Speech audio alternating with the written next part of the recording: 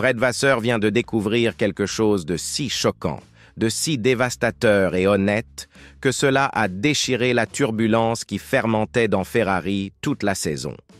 Après des semaines de rumeurs, de tensions et de silence, le leader de l'équipe est sorti de sa cachette et ses déclarations concernant Hamilton et les échanges radio pendant le Grand Prix du Canada ont laissé la communauté de course sans voix.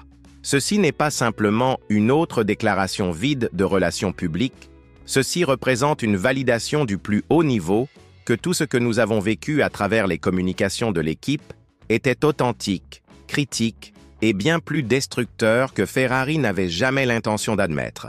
Les transmissions radio exposées faisaient déjà des vagues. Hamilton perplexe et furieux à propos de problèmes mystérieux du véhicule, Leclerc questionnant ouvertement les décisions stratégiques pendant la course, les deux pilotes semblaient entièrement isolés de l'équipe des stands, et maintenant Vasseur a confessé que le Grand Prix du Canada représentait un effondrement complet. Commençant avec l'accident de Leclerc lors du premier essai libre à travers les qualifications catastrophiques jusqu'au dommage du véhicule et au terrible choix stratégique le jour de course, le week-end est devenu une recette parfaite pour le désastre. Cependant, Vasseur n'a fait aucune tentative de le cacher.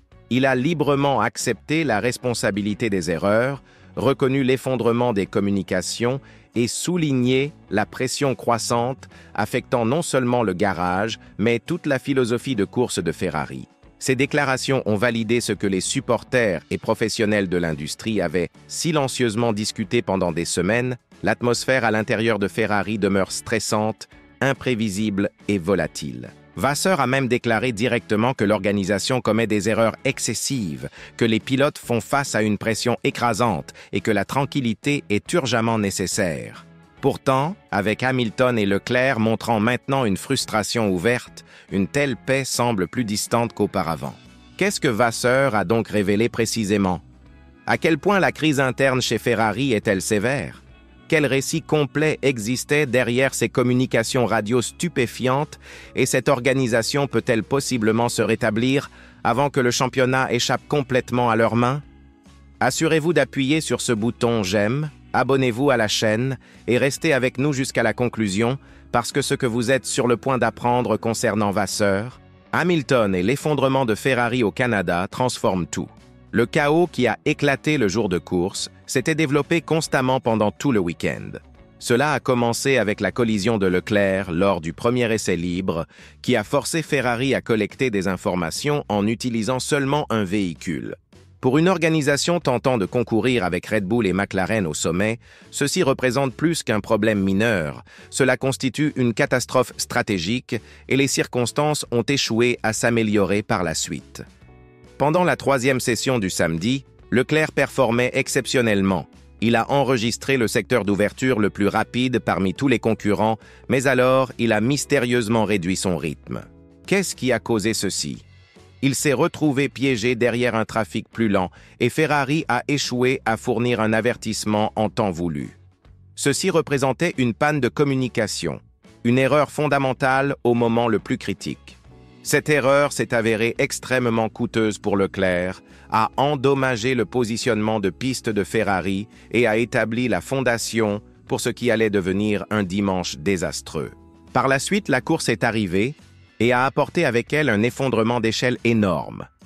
Lewis Hamilton, commençant devant Leclerc, aurait dû servir comme l'arme primaire de Ferrari, mais plutôt que d'avancer agressivement, il a immédiatement rencontré un déficit de performance énigmatique. Pendant la course, son ingénieur Riccardo Adami a transmis un message troublant déclarant « Nous observons une réduction de la force aérodynamique descendante dans le véhicule ou des dommages potentiels environ 20 points manquants. » Hamilton, luttant déjà avec une section arrière imprévisible, a répondu avec une perplexité croissante. « Est-ce une perte aérodynamique arrière ?» a-t-il demandé. Parce que l'arrière se sent instable, essayant évidemment de comprendre la situation sous lui. La réponse est venue.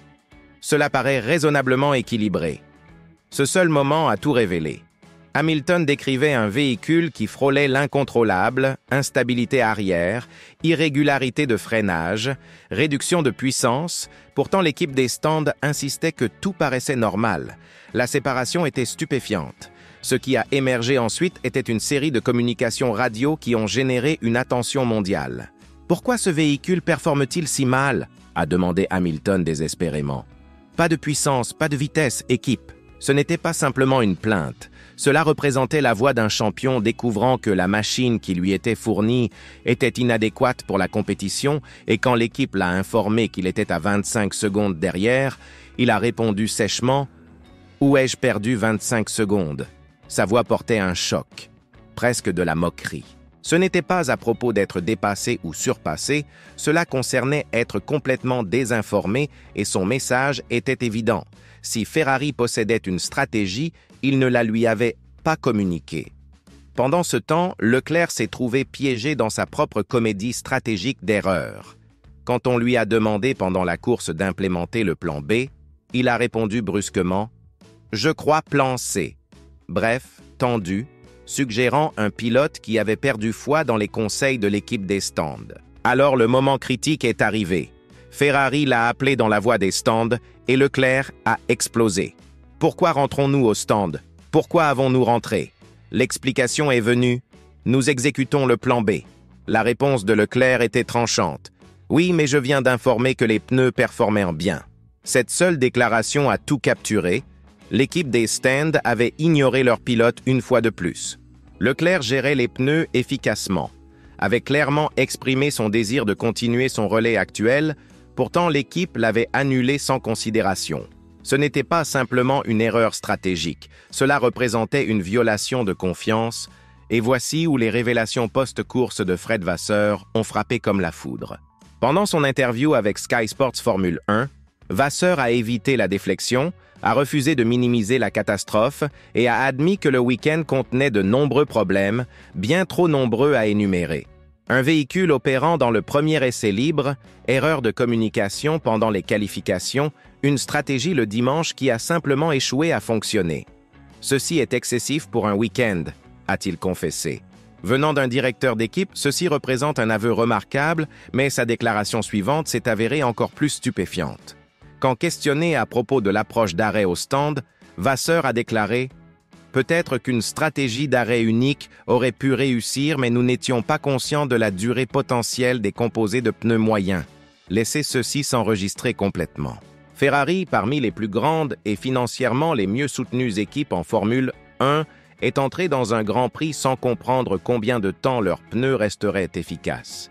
Ils spéculaient pendant une course présentant un champion du monde 7 fois et un talent exceptionnel dans leur véhicule. Ceci transcende un simple échec opérationnel, ceci constitue une négligence professionnelle. Vasseur a tenté de minimiser les dégâts, prétendant que les améliorations approchent et que l'organisation doit se concentrer sur les affaires internes plutôt que la panique, mais ses propres déclarations ont révélé la réalité sous-jacente. « Nous avons échoué à exécuter adéquatement ce week-end », a-t-il déclaré, et pour Hamilton et Leclerc, cette déclaration confirmait simplement ce qu'ils avaient exprimé à travers leur communication radio. Leclerc et Hamilton ne montraient pas un comportement puéril. Ils fournissaient des évaluations précises d'une organisation qui sous-performait simplement, et maintenant que Vasseur les a soutenus publiquement, il devient évident que ce n'était pas simplement des réactions émotionnelles, c'étaient des indicateurs d'un problème sérieux. Les difficultés de Ferrari ne sont plus cachées, les transmissions radio ont révélé le désordre en temps réel, l'interview de Vasseur a vérifié que l'équipe reconnaît leur situation et se sent dépassée, et maintenant, l'attention est intense.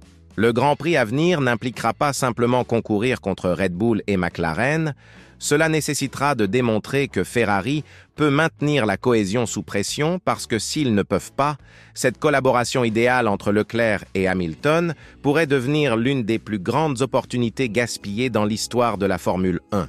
Par conséquent, ne considérez pas regarder ailleurs, parce que ce qui suit ensuite pourrait complètement redéfinir notre compréhension de cette initiative Ferrari. Le Grand Prix du Canada n'était pas simplement un jour malheureux au travail. Il a servi comme une réflexion de la structure fondamentale de l'équipe. Le désordre radio, les choix confus, l'absence totale de communication, tout a exposé des défauts qui s'étendent bien au-delà des pilotes. Ce que nous observons pourrait très bien représenter le début d'une crise impliquant non seulement la performance mais l'identité organisationnelle. Que représente Ferrari actuellement? Précision, supériorité, planification ou désordre, chance gaspillée et séparation interne? Et voici la réalité terrifiante, la crise n'a pas conclu, elle a à peine commencé. La pression à laquelle Vasseur fait face maintenant dépasse tout ce qu'il a rencontré depuis l'acceptation de cette position. La pression sur Leclerc continue de monter alors qu'il observe sa carrière s'éloigner davantage du championnat qu'il a poursuivi depuis la jeunesse, et pour Hamilton qui a exécuté la décision la plus audacieuse de sa vie professionnelle en rejoignant Ferrari, le fardeau des attentes, frustration et incertitude devient plus lourd à chaque tour qui passe. Avec la course suivante approchant rapidement, chaque choix que Ferrari fait en avançant fera face à un examen intense. Supporters, journalistes, équipes concurrentes, tous observent. Une décision incorrecte, un autre week-end ressemblant à Montréal, et la réponse ne sera pas simplement significative, elle sera écrasante. Il n'existe aucun espace pour la confusion du plan B, plus de rejet d'erreurs comme défi de développement.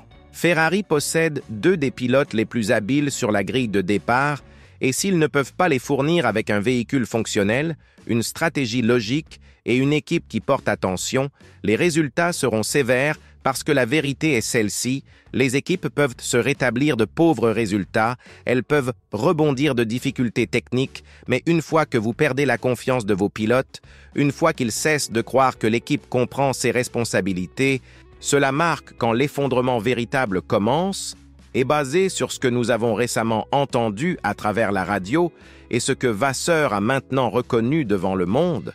Cette confiance demeure extrêmement fragile. Par conséquent, la question réelle n'est pas si Ferrari peut atteindre la vitesse. Cela concerne s'ils peuvent démontrer l'intelligence, s'ils peuvent restaurer l'harmonie, s'ils peuvent éliminer le désordre, ignorer les distractions et fournir l'excellence et la précision que leur héritage exige, parce que s'ils ne peuvent pas, ceci ne représentera pas une poursuite de championnat, cela deviendra une désintégration publique graduelle d'un des projets les plus ardemment attendus de la Formule 1. Assurez-vous d'aimer cette vidéo, abonnez-vous à la chaîne et activez les notifications pour ne manquer aucune mise à jour, parce que le chapitre suivant dans ce récit n'influencera pas seulement l'avenir de Ferrari.